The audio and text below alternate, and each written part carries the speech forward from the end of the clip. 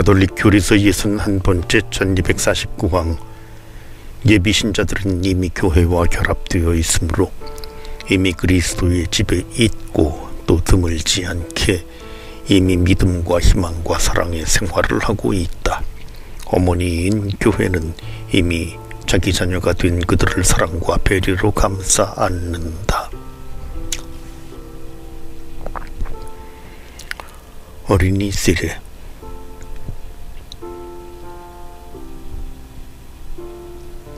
(1250방) 어린아이들도 원죄로 타락하고 더러워진 인간의 본성을 지니고 태어나므로 어둠의 세력에서 해방되어 하느님 자녀들이 누리는 자유의 영역으로 옮겨가기 위해 세례로 새로 나야 한다. 모든 사람이 그러한 부름을 받는다. 구원의 은총이 완전히 무상으로 주어진다는 것은 특히 어린이 세례에서 드러난다. 그러므로 출생 후 가까운 시일에 아이에게 세례를 베풀지 않는다면 교회와 부모는 그 아이가 하느님의 자녀가 되는 무한한 은총을 받지 못하게 하는 것이 된다.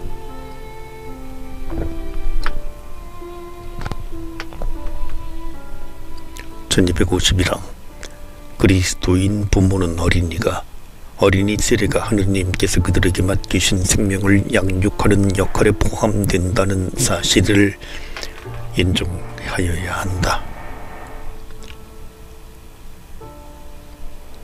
1252항 어린아이들에게 세례를 주는 것은 오랜 옛날부터 내려오는 교회의 전통이다. 이것은 2세기부터 분명하게 확인된다. 그러나 사도들이 전도하기 시작한 때부터 온 집안이 세례를 받을 때 어린 아이들에게도 세례를 베풀었다는 것은 얼마든지 있을 수 있는 일이다. 신앙과 세례.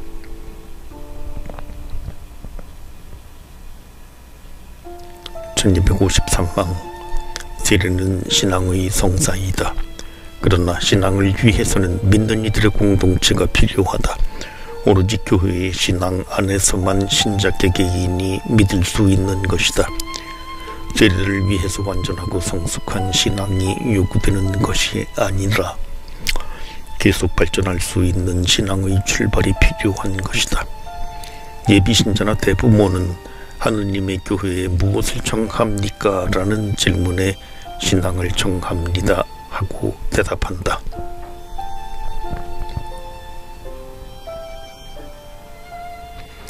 (1254항) 어린이든 어른이든 세례를 받은 모든 사람의 신앙은 세례 후에도 계속 성장해야 한다.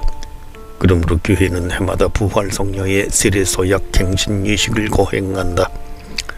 세례를 위한 준비는 새 생활의 문턱까지 인도할 뿐이다. 세례는 그리스도 안에서 이루어지는 새 삶의 근원이며 이 근원에서 그리스도인의 삶 전체가 솟아나온다. 1255항 세례의 은총이 효력을 내기 위해서는 부모의 도움이 중요하다. 이것은 대부나 대모의 역할도 마찬가지이다. 대부 대모는 어린이든 어른이든 새로 세례받은 사람이 그리스도인으로서 살아가도록 도와줄 능력과 의향이 있는 견실한 신자라야 한다. 그들의 임무는 참다운 교회적 의무이다. 교회 공동체 전체는 세례에서 받은 은총을 키워주고 지켜줄 책임이 있다.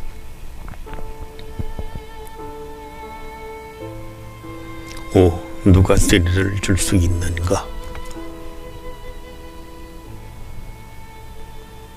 1256항 세례의 일반적인 집전자는 주교와 사제이며 라틴 교회에서는 부제도 집전한다. 부득이한 경우에는 모든 사람이 세례를 받지 않은 사람까지도 세례 집전에 합당한 의향을 지니고 있는 경우 성삼 위에 이름이 명시된 세례 양식물을 사용하여 세례를 줄 수 있다. 합당한 의향이란 교회가 세례를 주면서 행하고자 하는 것을 하겠다는 것이다. 교회는 비신자라도 세례를 줄 수 있는 근거를 보편적 구원을 원하시는 하느님의 의지와 구원을 위한 세례의 필요성에서 찾는다.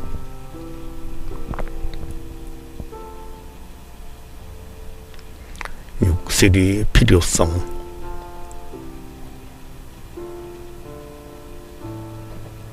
(1257장) 주님께서 친히 세례가 구원을 위해 필요하다고 말씀하셨고 복음을 전하고 모든 민족들에게 세례를 베풀라고 제자들에게 명하셨다. 세례는 복음을 듣고 이 성사를 청할 수 있는 사람들의 구원의 필수적이다. 교회는 영원한 행복에 들기 위한 확실한 보증으로 세례 이외의 다른 방도를 가지고 있지 않다. 따라서 교회는 세례를 받을 수 있는 모든 사람을 물과 성령으로 태어나게 하라고 주님께서 주신 사명에 소홀함이 없도록 주의한다.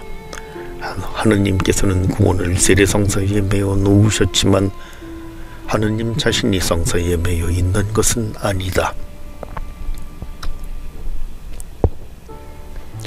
1258장 교회는 예로부터 세례는 받지 않았으나 신앙 때문에 죽임을 당하는 사람들은 그리스도를 위하여 그리스도와 함께 죽은 그 죽음을 통하여 세례를 받는다는 굳은 신념을 간직해왔다. 이러한 혈세는 화세와 마찬가지로 성사가 아니면서도 세례의 효과를 낳는다. 1259항 세례받기 전에 죽은 예비신자들의 경우 죄에 대한 회개와 사랑을 동반한 세례를 받고자 하는 그들의 분명한 원의는 성사를 통하여 받을 수 없었던 구원을 보장해 준다.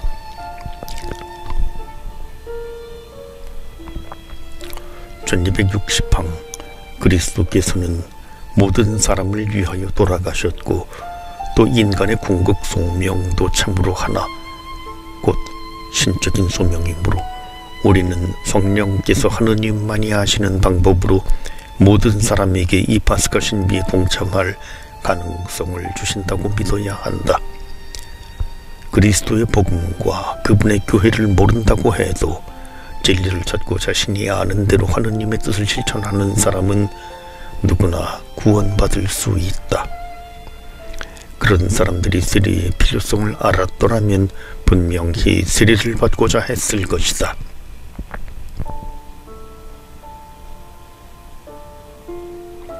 1261항 세례를 받지 않고 죽은 어린이들의 경우 그들을 위한 장례 예식에서 하듯이 교회는 그들을 하느님의 자비에 맡길 수밖에 없다. 모든 사람이 구원을 받게 되기를 원하시는 하느님의 크신 자비로 어린이들이 나에게 오는 것을 막지 말고 그냥 놓아두어라 하신 예수님의 어린이들에 대한 애정으로 우리는 세례를 받지 않고 죽은 어린이들에게 구원의 길이 열려 있다는 희망을 갖게 된다. 그러므로 어린이들이 거룩한 세례의 은혜를 받아 그리스도께로 오는 것을 막지 말라는 교회의 호소는 더욱 절실한 것이다.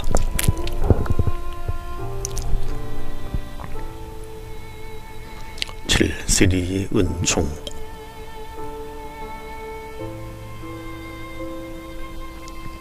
(1262항) 세례의 다양한 효과들은 성사 예식의 감각적 요소들을 통하여 표시된다.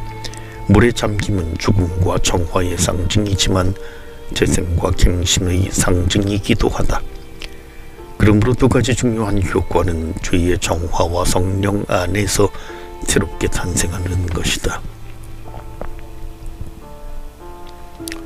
죄의 용서.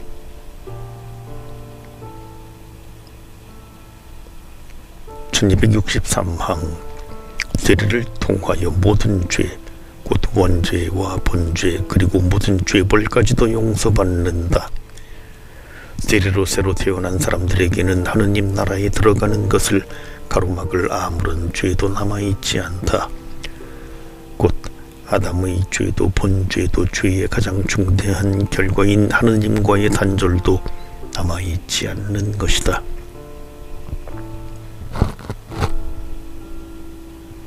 1264항 반면에 세례받은 사람에게는 고통, 질병, 죽음 등 교회의 현세적 결과 그리고 연약한 기질과 같은 인생에 내재한 나약함이 남아있다. 그리고 교회 전통이 사욕이라고 부르고 은유적으로는 죄의 불씨라고 부르는 죄로 기우는 경향도 그대로 남아있다. 우리가 싸워야 할 대상으로 남아있는 사욕은 거기에 굴복하지 않고 예수 그리스도의 은총으로 용감히 맞서는 사람들에게는 해를 끼칠 수 없다. 경기를 하는 사람도 규칙대로 경기를 하지 않으면 승리의 화관을 얻지 못한다.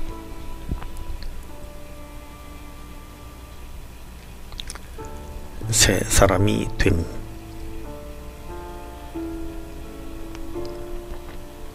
(1265항) 세례는 모든 죄를 정화하기만 하는 것이 아니라 새 신자를 새 사람이 되게 하며 하느님의 본성에 참여하는 하느님의 자녀가 되게 하고 그리스도의 지체 그리스도와 공동 상속자 성령의 성전이 되게 한다. 1266항 지극히 거룩하신 삼위일께서는 세례받은 사람에게 성화하는 은총, 곧 의화하는 은총을 주신다. 이 성화 은총은 향주덕을 통하여 하느님을 믿고 하느님께 바라고 하느님을 사랑할 수 있게 하며 성령의 은혜를 통하여 성령의 이끄심에 따라 살고 행동할 수 있게 하며 윤리덕을 통하여 선이 성장하도록 해준다. 이처럼 그리스도인의 초자연적인 삶 전체가 세례에 뿌리를 두고 있다. 그리스도의 몸인 교회와 한 몸이 됨.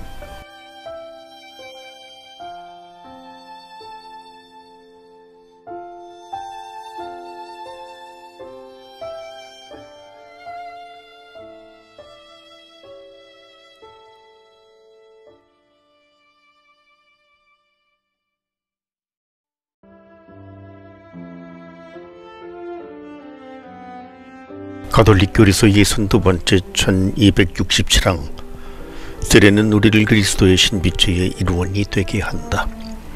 우리는 서로 지체입니다. 세례는 교회와 한 몸이 되게 한다. 세례대에서 국가와 문화, 인종과 성별 등 모든 자연적 인간적 한계를 초월하는 신약의 유일한 하느님 백성이 탄생한다. 우리는 모두 한 성령 안에서 세례를 받아 한 몸이 되었습니다.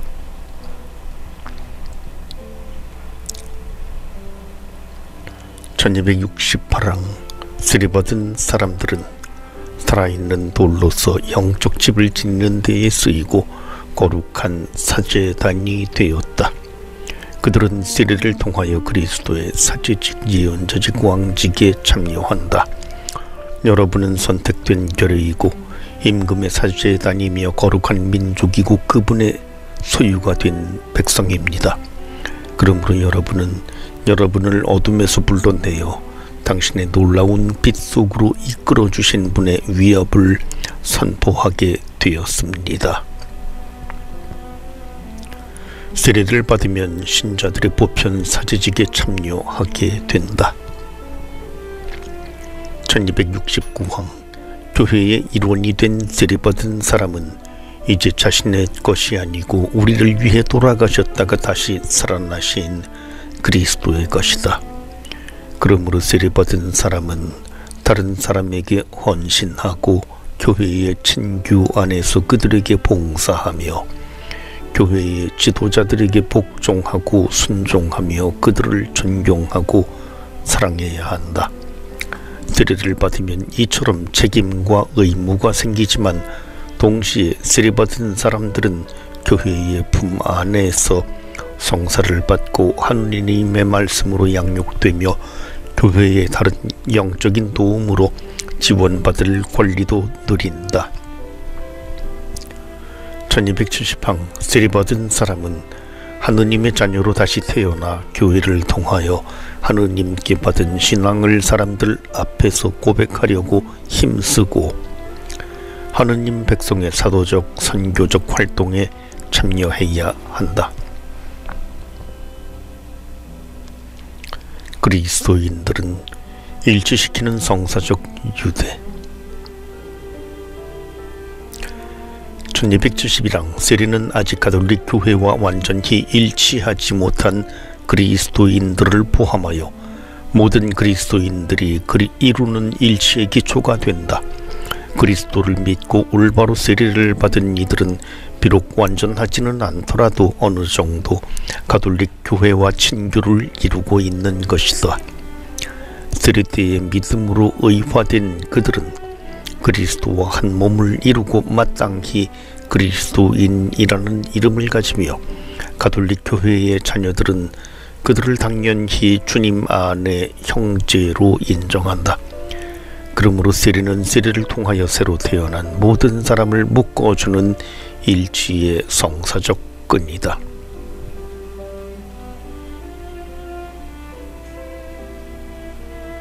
지워지지 않는 영적 표지.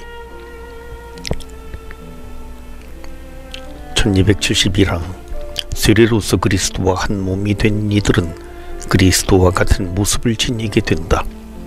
세례는 그리스도인이 그리스도께 속해 있음을 나타내는 지워지지 않는 영적인 표지 인호를 새겨준다. 비록 죄 때문에 세례가 구원의 열매를 맺지 못하는 경우라 하더라도 이 표지는 그 어떠한 죄로도 지워지지 않는다. 한 번 받은 세례는 다시 받을 수 없다. 1273항 신자들은 세례를 통하여 교회에 합체되어 그리스도교의 예배를 드릴 수 있는 인호를 받았다. 세례의 인호는 그리스도인들이 교회의 거룩한 전례에 활기 있게 참여하여 하느님을 섬기며 거룩한 삶을 증언하고 극기와 사랑을 실천함으로써 세례에 의한 그들의 사제직을 수행할 수 있게 하며 이를 촉구한다. 1274항 주님의 인호는 성령께서 속량의 날을 위하여 우리에게 찍어 놓으신 표지이다. 과연 세례는 영원한 생명의 보증이다. 끝까지 인호를 간직한 곧 자신이 받은 세례가 요구하는 것에 충실한 신자는 신앙의 보람을 지니고 세례 때에 고백한 그 신앙을 보존하고 신앙의 완성인 지복직관을 바라면서 부활에 대한 희망 속에서 이 세상을 떠날 수 있을 것이다. 간추림.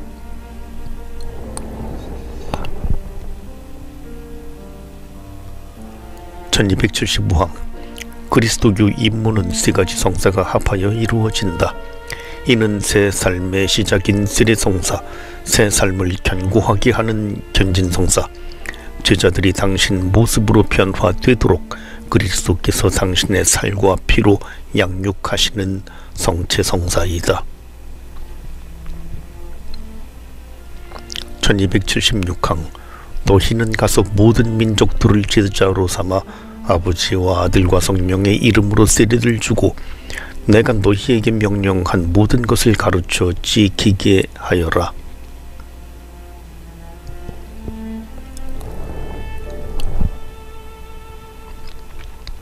(1277항) 세례는 그리스도 안에서 새 생명으로 태어나게 한다. 주님의 뜻에 따라 교회가 구원에 필요하듯이 세례도 구원에 필요하다. 우리는 세례를 통하여 교회에 들어간다.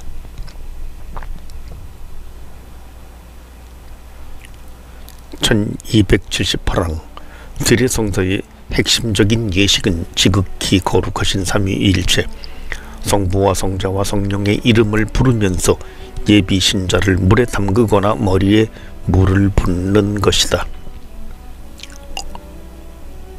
1279항 세례의 효과 또는 세례의 은총은 풍요로운 것이다. 이 은총으로 세례받은 사람은 원죄와 모든 본죄를 용서받고 성부의 양자 그리스도의 지체 성령의 성전이 되어 새롭게 태어난다. 그 결과 그리스도의 몸인 교회와 한 몸이 되고 그리스도의 사제직에 참여한다. 1280항 세례는 영혼에 지워지지 않는 영적 표지를 새겨주는데 이 인호는 세례받은 사람이 그리스도교 예배를 드리도록 축성하여 준다. 이 인호 때문에 세례는 다시 받을 수 없다.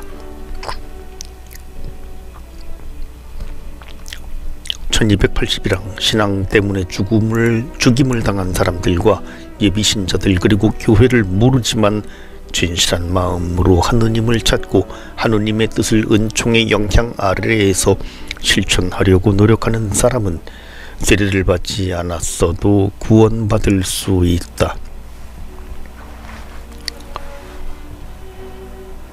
1282항 아주 오랜 옛날부터 어린아이들에게 세례를 베풀었다. 왜냐하면 세례는 인간의 공로를 전제로 하지 않는 하느님의 은총이며 선물이기 때문이다. 어린이들은 교회의 신앙 안에서 세례를 받는다. 그리스도인의 삶을 시작함으로써 참된 자유에 도달하게 된다. 1283항 세례받지 않고 죽은 어린이들을 위하여 교회 전례는 하느님의 자비를 신뢰하고 그들의 구원을 위해 기도하도록 권한다.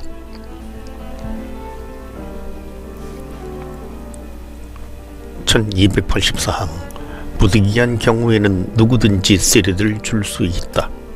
다만 교회가 행하고자 하는 것을 하겠다는 의향을 가지고 나는 성부와 성자와 성령의 이름으로 당신에게 세례를 줍니다 하고 말하면서 세례받을 사람의 머리에 물을 붓기만 하면 된다. 제2절 견진성사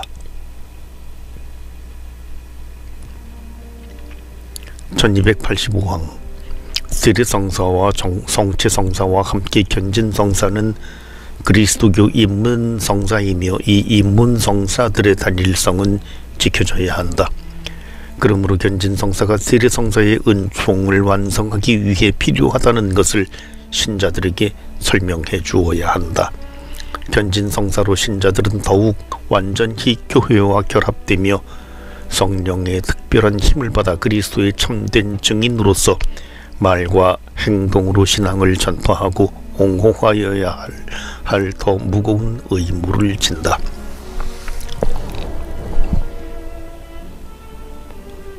구원 경륜에서의 견진성사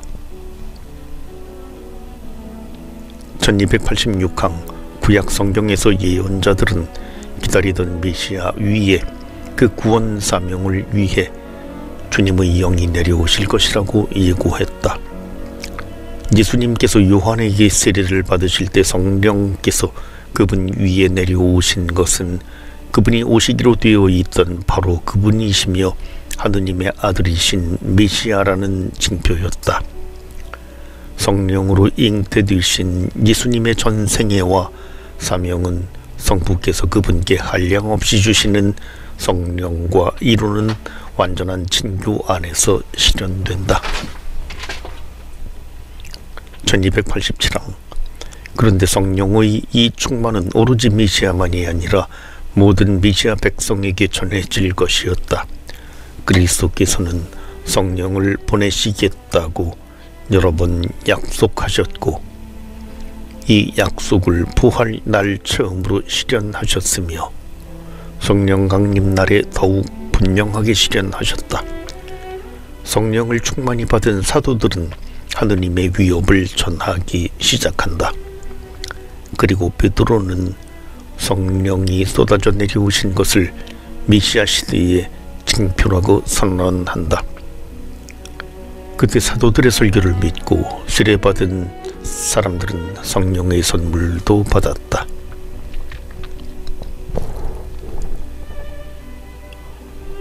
1288항 그때부터 사도들은 그리스도의 뜻을 받들어 새 신자들에게 안수하여 세례의 은총을 완성시키는 성령의 선물을 베풀어 주었습니다. 이리하여 히브리서에서 그리스도교 입문의 초보적인 교육 주제들 가운데 세례와 안수의 교리도 언급하게 된 것입니다.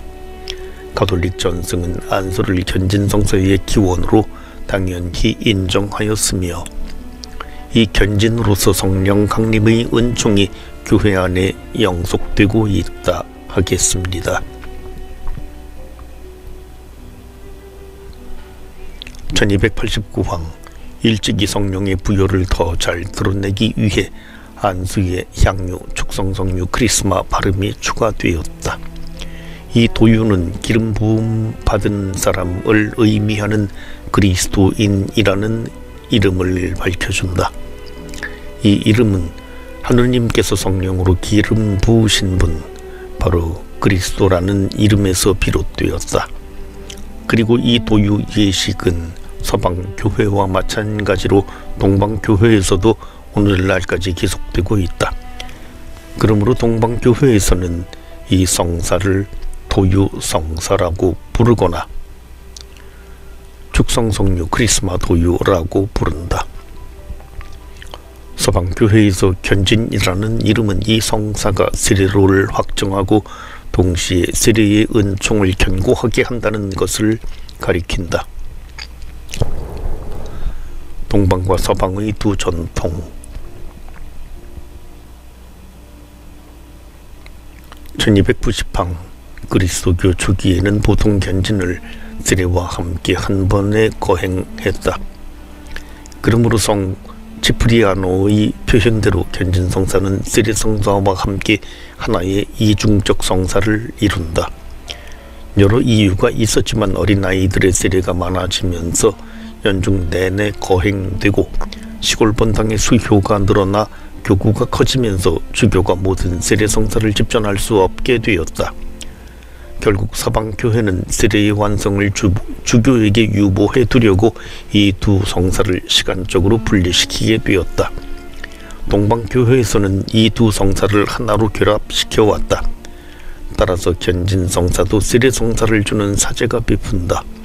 그러나 그 사제는 견진성사를 줄 때 반드시 주교가 축성한 성유를 사용해야 한다.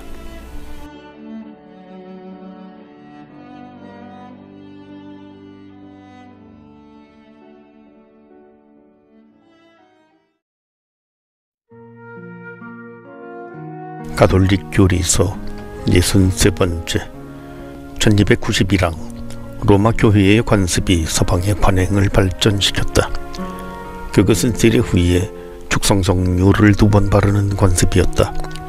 세례받는 사람이 세례수에서 나온 직후에 사제가 발라주는 첫 번째 도유는 세례 때 받은 사람의 이마에 주교가 발라주는 2번째 도유로서 완결된다.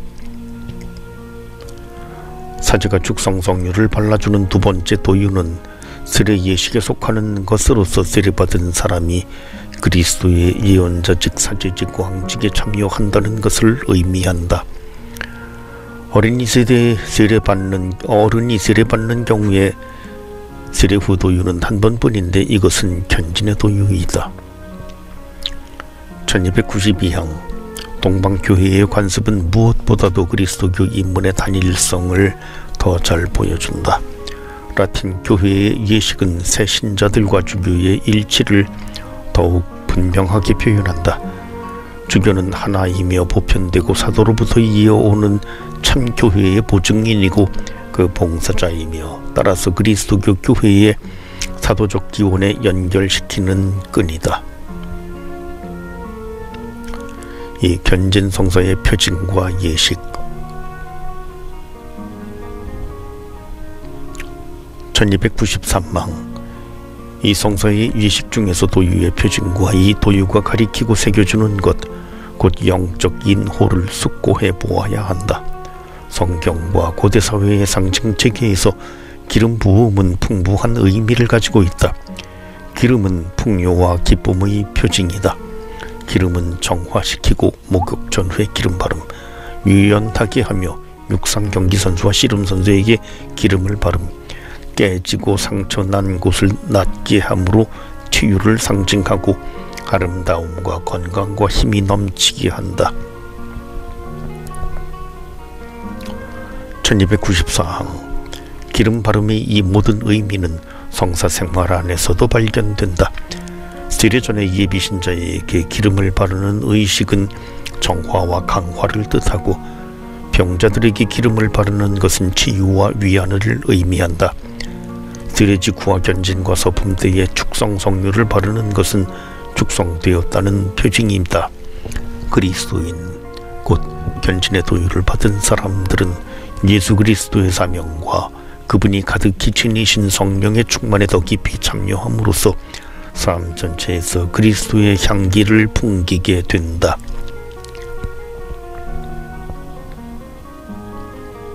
1295항 전진성사를 받은 사람은 이 도유를 통하여 표지 곧 성령의 인호를 받는다.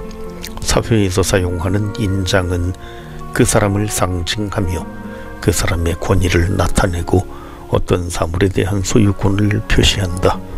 그래서 병사들에게는 대장의 인장을 찍었으며 노예한테는 주인의 낙인을 찍었다. 인장은 법률 정서나 문서의 권위를 부여하며 때에 따라서는 문서의 비밀을 보장하기도 한다.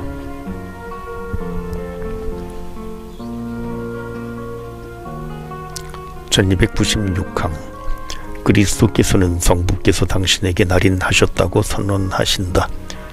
그리스도인들 역시 날인받았다. 우리들 여러분과 함께 그리스도 안에서 굳세게 하시고 우리에게 기름을 부어주신 분은 하느님이십니다. 하느님께서는 또한 우리에게 인장을 찍으시고 우리 마음 안에 성령을 보증으로 주셨습니다.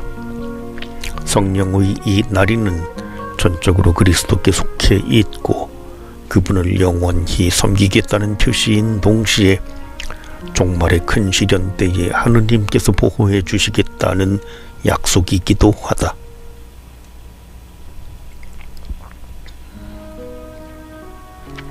견진성사의 거행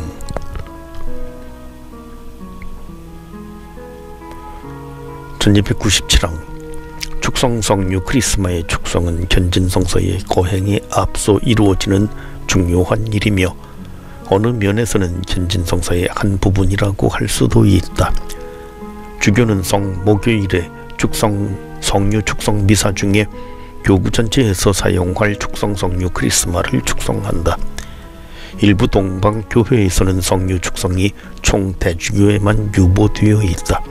안티오키아 전례는 크리스마 축성을 위한 성령 청원 기도를 다음과 같이 한다.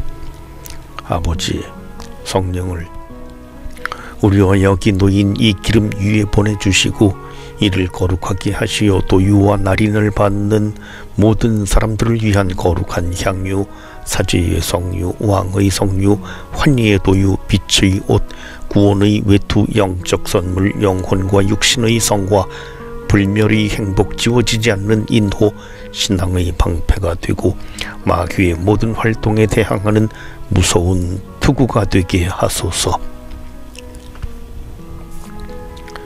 1298항 로마 예법처럼 견진성사를 세례성사와 분리해서 거행하는 경우 견진성사 전례는 견진받은 사람들의 세례 서약 갱신과 신앙 고백으로 시작된다. 이렇게 하여 견진성사가 그리스도교 인문 전체와 밀접하게 연결되어 있다는 사실이 분명하게 드러난다. 어른이 세례성사를 받을 경우에는 즉시 견진성사를 받고 성체성사에 참여하게 된다. 1299항 로마 예법에서는 주교가 전체 견진자들 위에 두 손을 펴는데 사도시대부터 이 안수는 성령을 준다는 표징이다. 그리고 주교는 다음과 같이 성령을 부어주시도록 청원하는 기도를 드린다.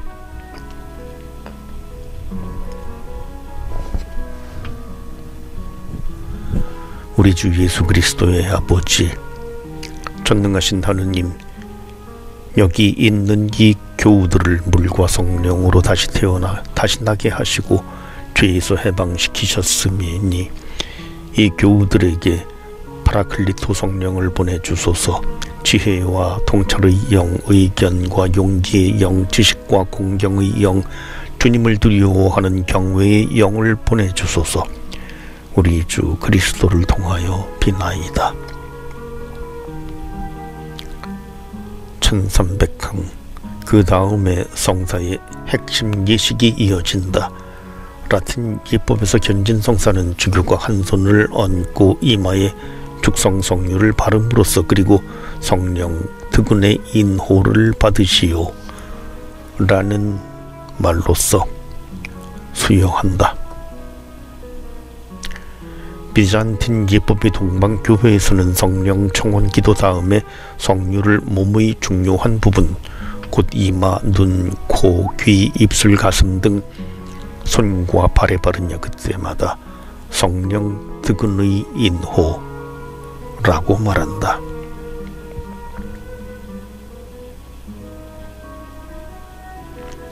(1301항) 견진성사의 예식을 끝맺는 평화의 인사는 주교와 모든 신자들이 이루는 교회의 친교를 가리키고 표현한다. 3. 견진성사의 효과. 1302항 견진성사의 효과는 옛날 오순절의 사도들에게 내리셨던 그 성령의 특별한 부여라는 것이 성사의 거행에서 드러난다. 1303항 따라서 견진성사는 세례성사의 은총을 증가시키고 심화시킨다. 견진성사는 우리가 하느님의 자녀로서 더욱더 뿌리를 내려 하느님을 아빠, 아버지라고 부르게 한다. 우리를 그리스도와 더욱 굳게 결합시킨다. 우리 안에 성령의 선물을 증대시킨다. 우리와 교회의 결합을 더욱 완전하게 한다. 성령의 특별한 힘을 받아 그리스도의 참된 증인으로서 말과 행동으로 신앙을 전파하고 옹호하며 그리스도의 이름을 용감히 고백하고 십자가를 부끄럽게 여기지 않도록 해준다. 그러므로 그대는 영적인 날인 곧 지혜와 통찰의 영, 의견과 용기의 영, 지식과 공경의 영, 주님을 두려워하는 경외의 영을 받았다는 것을 기억하고 그대가 받은 것을 지키십시오. 하느님 아버지께서 그대에게 인장을 찍으셨고 주 그리스도께서는 그들을 인정하셨고 그대의 마음속에 성령을 보증으로 주셨습니다. 1304항 세례성사를 완성하는 견진성사도 세례성사처럼 단 한 번만 베풀어진다. 왜냐하면 견진성사는 영혼에 지워지지 않는 영적 표지인 인호를 새겨주기 때문이다. 이는 예수 그리스도께서 그리스도인에게 성령의 인장을 찍어주시고 하늘의 능력을 부여하시어 당신의 증인이 되게 하셨다는 표지이다. 1305항 견진의 인호는 신자들이 세례성사로 받은 보편 사제직을 완전하게 한다. 그래서 견진성사를 받은 사람은 그리스도에 대한 신앙을 공적으로 마치 직분으로 하듯이 고백할 힘을 받는다. 자, 누가 이 성사를 받을 수 있는가? 1306항 아직 견진성사를 받지 않은 영세자들은 모두 이 성사를 받을 수 있으며 받아야만 한다. 세례성사와 견진성사와 성체성사로 일체를 이루므로 신자들은 적절한 시기에 이 성사를 받을 의무가 있다. 물론 견진성사와 성체성사 없이도 세례성사는 유효하며 효과가 있지만 그리스도교 임무는 미완성 상태로 남아있기 때문이다. 1307항 수세기에 걸쳐 라틴 전통은 견진성사를 받기 위한 기준으로 분별력을 가질 나이를 제시한다. 그러나 죽을 위험이 있는 때에는 아직 분별력을 갖지 못한 아이라도 견진성사를 주어야 한다.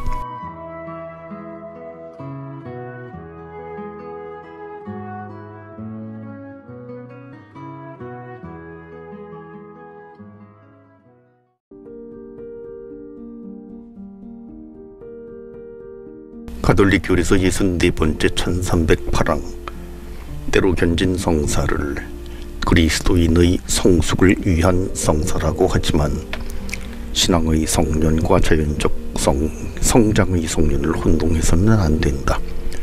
그리고 세례성사의 은총은 공로 없이 무상으로 선택받은 은총이어서 그 효과가 발휘되도록 인준을 받을 필요는 없다는 사실도 잊어서는 안 된다. 토마스 성인은 이 점을 다음과 같이 환기시키고 있다.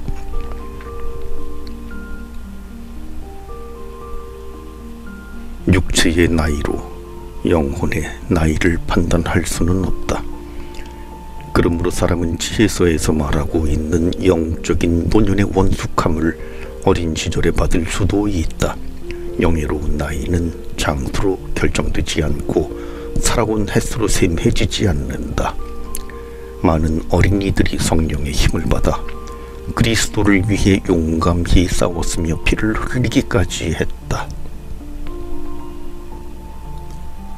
1300부황 견진성사 준비의 목적은 그리스도인을 그리스도와 더 긴밀하게 일치하도록 이끌어주고 성령과 성령의 활동, 그분의 은혜와 부름에 대하여 더 생생한 친밀감을 가지도록 이끌어줌으로써 그리스도인의 삶에 따르는 사도적 책임을 더 잘 감당할 수 있게 하는 것이다. 그러므로 견진교리 교육은 예수 그리스도의 교회, 곧 본당 공동체뿐 아니라 보편 교회에 대한 소속감을 일깨워주도록 힘써야 한다. 특히 본당 공동체는 견진받을 신자들을 준비시킬 특별한 책임을 지고 있다.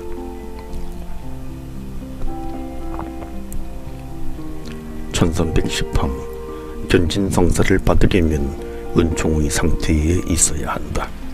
그러므로 성령의 선물을 받을 수 있도록 정화하기 위해 고해성사를 받는 것이 마땅하다.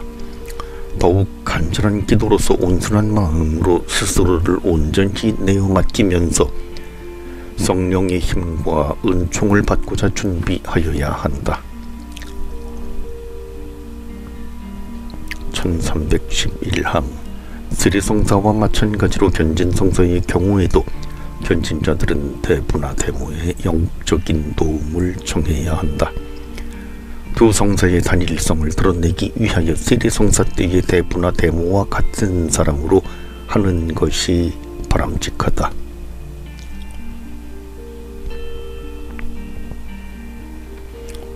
견진성사의 집전자 1312항 견진성사의 원집전자는 주교이다. 동방교회에서는 일반적으로 세례를 준 사제가 같은 예식 중에 견진도 즉시 준다. 그러나 견진성사 때는 총 대주교나 주교가 축성한 성유를 쓰는데 이는 교회의 사도적 일치를 나타내는 것으로 견진성사는 그 일치의 유대를 강화한다. 라틴 교회에서는 성인 세례 때에나 또는 유효한 견진성사가 없는 다른 그리스도교 공동체에서 세례를 받은 사람을 교회의 온전한 친교 안에 받아들일 때 이 규칙을 적용한다. 1313항 라틴 예법에서 견진성사의 정규 집전자는 주교이다. 필요한 경우 주교는 사제들에게 견진성사를 집전할 권한을 줄 수 있지만 자신이 직접 이 성사를 베푸는 것이 합당하며 견진성사의 거행이 세례성사와 시간적으로 분리되는 것은 이 때문임을 잊지 말아야 한다. 주교는 사도들의 후계자이며 충만한 성품 성사를 받았다. 주교의 견진성사 집전은 견진받는 사람들을 교회와 교회의 사도적 기원과 그리스도를 정말하는 사명에 더욱 긴밀히 결합시키는 것이 이 성사의 효과임을 잘 나타낸다. 1314항 죽을 위험이 있는 신자들에게는 아무 사제라도 견진을 줄 수 있다. 참으로 교회는 그 자녀들 중에 누구라도 아주 어린 아이까지도 성령을 통하여 그리스도의 충만한 선물로 완전해지지 못한 채 세상을 떠나는 것을 원하지 않는다. 간추림.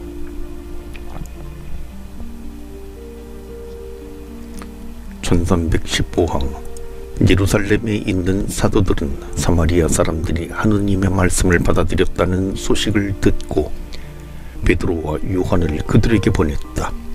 베드로와 요한은 내려가서 그들이 성령을 받도록 기도하였다. 그들이 주 예수님의 이름으로 세례를 받았을 뿐 그들 가운데 아직 아무에게도 성령께서 내리지 않으셨기 때문이다. 그때 사도들이 그들에게 안수하자 그들이 성령을 받았다.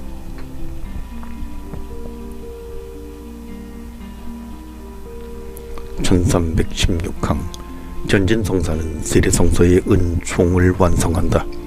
견진성사는 하느님의 자녀로서 더 깊이 뿌리내리게 하고 그리스도와 더 굳게 결합시키며 교회와 유대를 더욱 튼튼하게 하고 교회의 사명에 더욱 깊이 참여하게 하며 실천이 따르는 말로써 그리스도교 신앙을 증언하도록 돕는 성사이다. 1317항 세례성사와 마찬가지로 견진성사도 그리스도인의 영혼의 영적인 표시 곧 지워지지 않는 인호를 새겨준다. 그러므로 견진성사는 일생에 한 번밖에 받을 수 없다.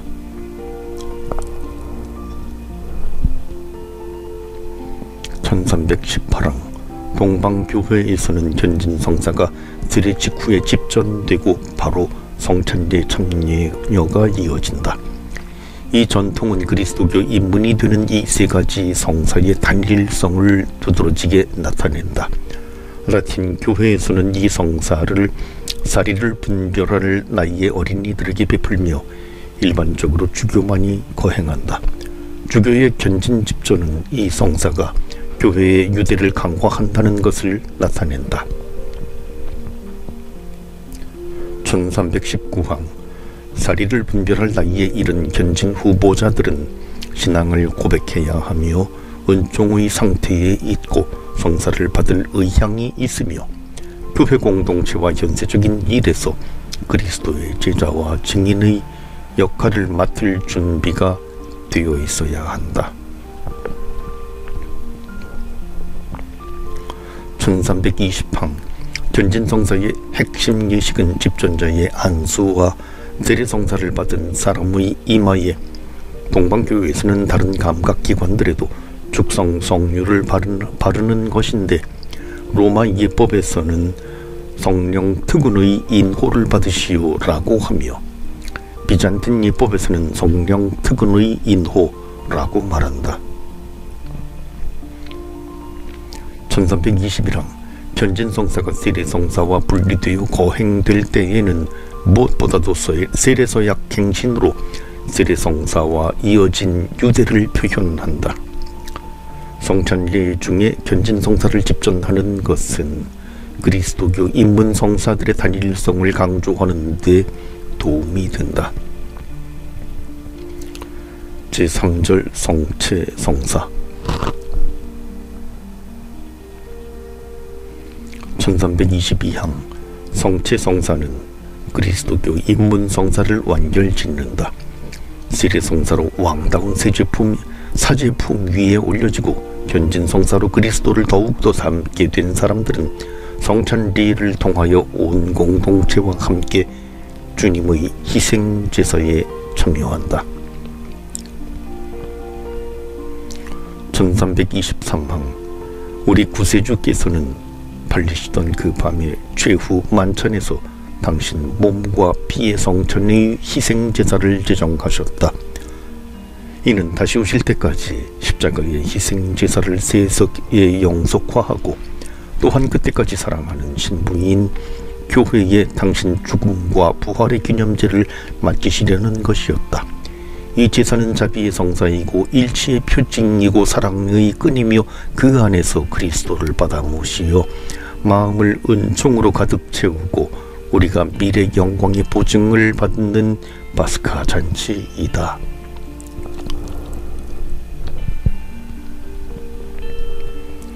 1. 교회 생활의 원천이며 정점인 성찬리.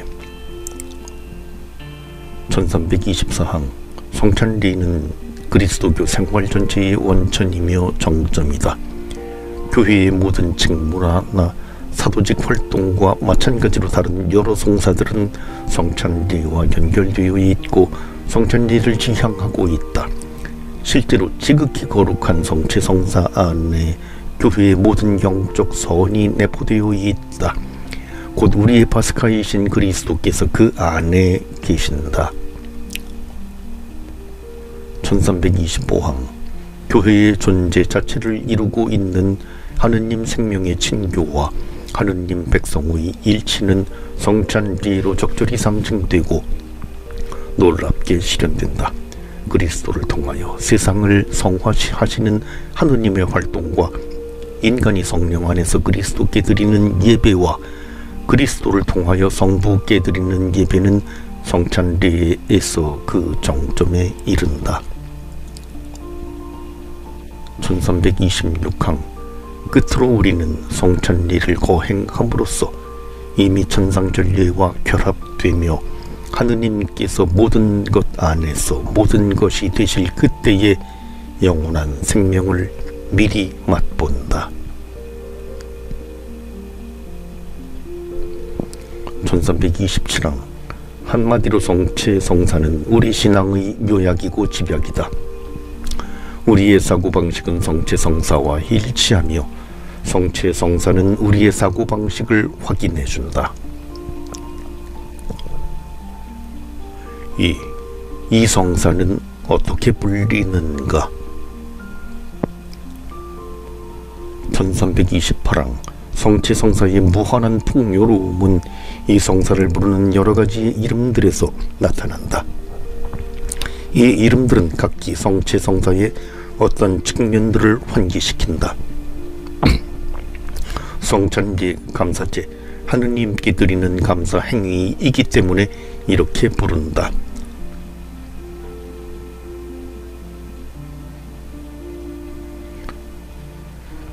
감사한다와 찬미한다는 말은 창조와 속량과 성화의 하느님 목적을 선포하는 유다인들의 감사 기도를 상기시킨다. 이 기도는 특히 식사 중에 바치는 것이었다. 1329항 주님의 만찬. 주님께서 제자들과 함께 순환 전날 밤에 드신 최후의 만찬과 관계되며 천상 예루살렘에서 벌어지게 될 어린 양의 혼인잔치를 미리 맛보는 것과도 관련되기 때문이다.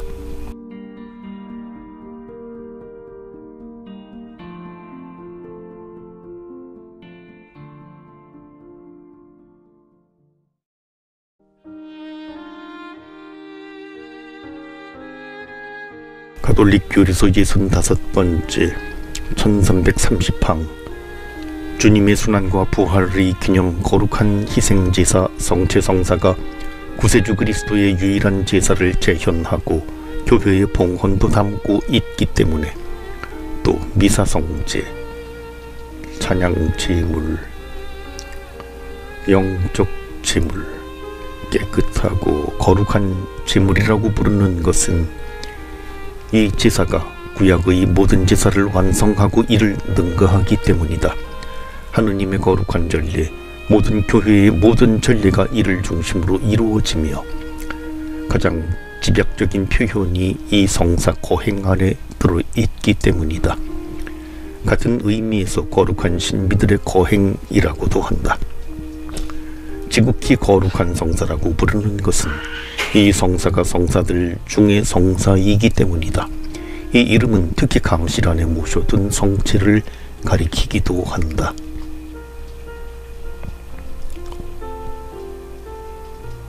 (1331항) 친교 영성체.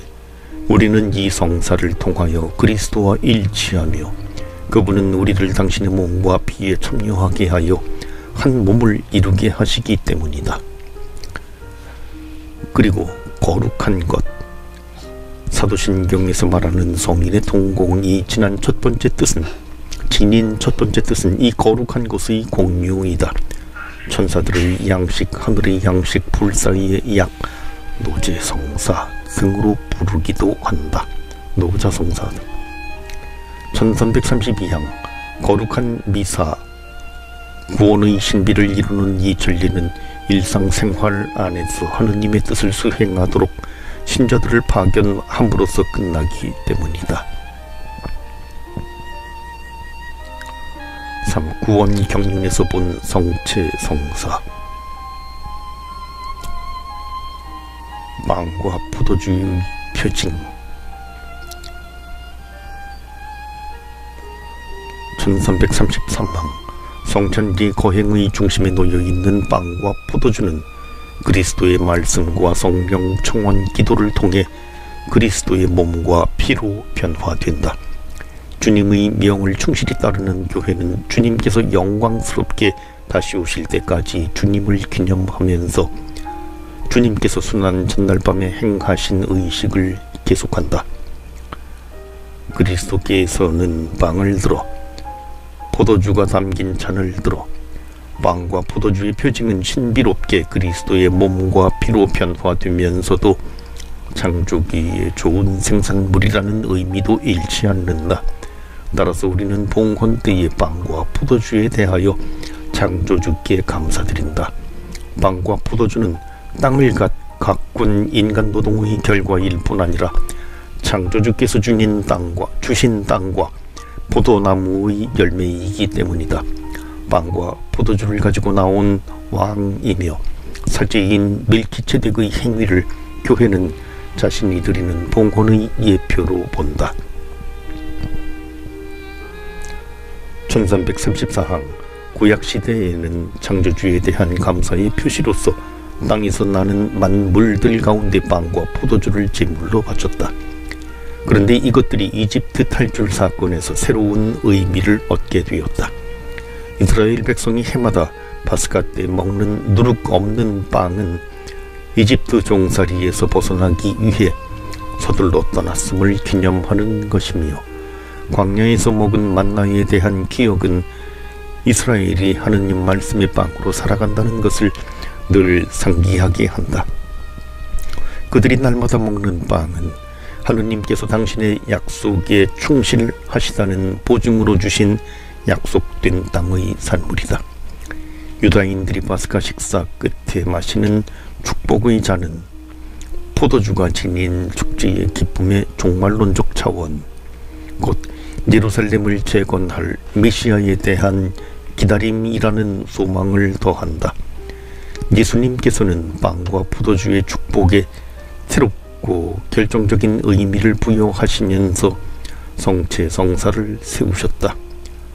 1335항 주님께서 군중을 먹이시려고 빵을 축복하시고 떼어서 제자들에게 시켜 나누어 주신 빵의 기적은 당신 성찬의 이 유일한 빵이 말할 수 없이 풍요함을 예시한다. 가나에서 물을 포도주로 변하게 한 표징은 예수님께서 영광스럽게 되실 때를 이미 예고하고 있으며, 신자들이 그리스도의 피로 변한 새로운 포도주를 마시게 될 하느님 나라 혼인잔치의 실현을 나타낸다. 1336항 순한 예고가 제자들을 혼란에 빠지게 하였듯이 성체 성사에 대한 첫 번째 예고도 제자들을 분열시켰다. 이 말씀은 듣기가 너무 거북하다. 누가 듣고 있을 수 있겠는가? 성체와 십자가는 걸림돌이다. 그것은 동일한 신비이며 끊임없이 분열을 일으키는 계기가 된다. 너희도 떠나고 싶으냐? 주님의 이 질문은 오랜 세월을 통해 울려 퍼지고 있다. 이 질문은 또한 당신만이 영원한 생명의 말씀을 가지고 계시다는 것을 깨닫고 그분이 주시는 성찬의 선물을 신앙으로 받아들이는 것이 곧 그분을 받아들이는 것임을 깨달으라는 사랑에 찬 권유이다. 성체 성사의 제정. 전선 137항. 제자들을 사랑하신 주님께서는 그들을 끝까지 사랑하셨다.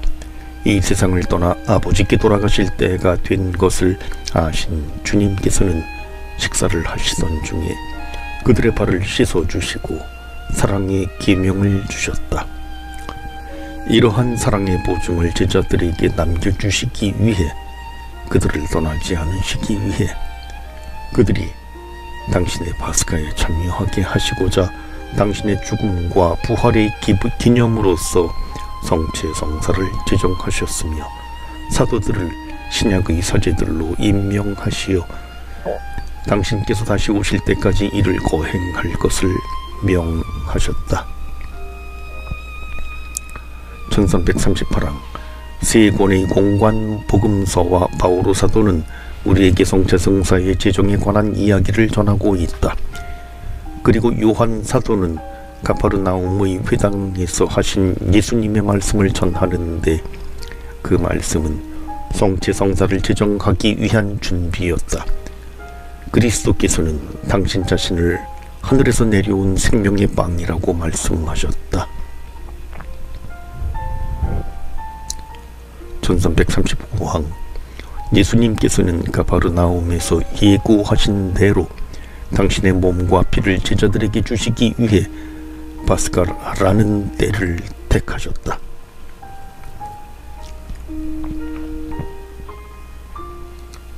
파스카 양을 잡아야 하는 무교절 날이 왔다. 그러자 예수님께서 베드로와 요한을 보내시어 가서 우리가 먹을 파스카 음식을 차려라 하고 이르셨다. 그들은 가서 파스카 음식을 차렸다. 시간이 되자 예수님께서 사도들과 함께 자리에 앉아 내가 고난을 겪기 전에 너희와 함께 이 파스카 음식을 먹기를 간절히 바랐다. 내가 너희에게 말한다. 파스카 축제가 하느님의 나라에서 다 이루어질 때까지 이 파스카 음식을 다시는 먹지 않겠다 하고 그들에게 이르셨다. 예수님께서는 또 빵을 들고 감사를 드리신 다음 그것을 떼어 사도들에게 주시며 말씀하셨다. 이는 너희를 위하여 내어주는 내 몸이다. 너희는 나를 기억하여 이를 행하여라. 또 만찬을 드신 뒤에 같은 방식으로 잔을 들어 말씀하셨다. 이 잔은 너희를 위하여 흘리는 내 피로 맺는 새 계약이다.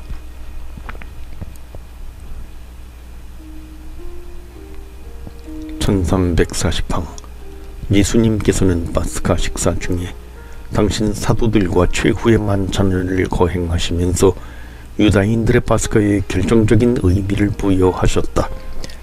과연 예수님께서 죽음과 부활을 통하여 성부께 건너가신 새 파스카는 최후의 만찬에서 앞당겨 이루어졌고 성찬례 안에서 거행되었다. 성찬례는 유다인들의 파스카를 완성하고 하느님 나라의 영광 중에 이루어질 교회의 궁극적 파스카를 미리 거행한다. 나를 기억하여 이를 행하여라. 1341항 예수님께서 오실 때까지 당신의 행위와 말씀을 계속하라고 하신 이 명령은 단순히 예수님과 예수님께서 행하신 것을 기억하라는 요구만이 아니다. 이는 사도들과 그 후계자들이 그리스도에 대한 기억, 그분의 생애와 죽음과 부활 그리고 성부께 드리신 간구에 대한 기념을 전례적으로 거행하라는 명령이다.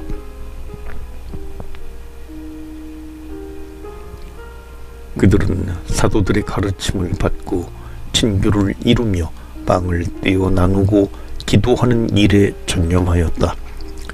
그리고 날마다 한 마음으로 성전에 열심히 모이고 이 집 저 집에서 빵을 떼어 나누었으며 즐겁고 순박한 마음으로 음식을 함께 먹었다.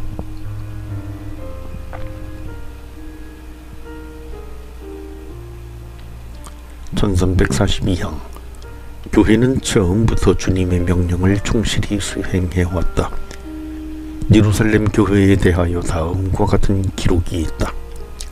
1343항 그리스도인들은 특히 주간 첫날 곧 예수님께서 부활하신 주일에 빵을 떼어 나누려고 한자리에 모였다. 그때부터 우리 시대까지 성찬례는 계속 거행되어 오늘날 교회 어디에서나 근본 구조가 동일한 성찬례를 거행하고 있다. 성찬례는 언제나 교회 생활의 중심이다. 1344항 이처럼 순례길의 하느님 백성은 주님께서 오실 때까지 계속되는 성찬례의 거행으로 예수님의 파스카 신비를 전하면서 선택된 사람들이 하느님 나라의 식탁에 앉게 될 천상잔치를 향하여 십자가의 좁은 길을 걸어간다.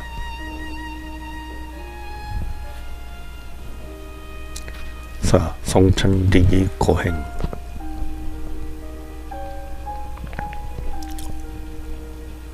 모든 세기에 걸쳐 거행되어 온 미사.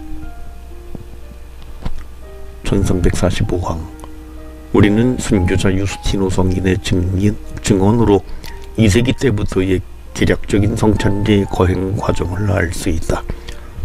그것은 우리 시대의 모든 전례 전통에까지 그대로 간직되어 있다. 다음은 155년경 유스티노 성인이 이교도 황제인 안토니누스에게 그리스도인들이 무엇을 하는지 설명하기 위해 쓴 글이다. 일요일이라고 불리는 날, 도시나 마을에 사는 모든 사람들이 한 곳에 모입니다.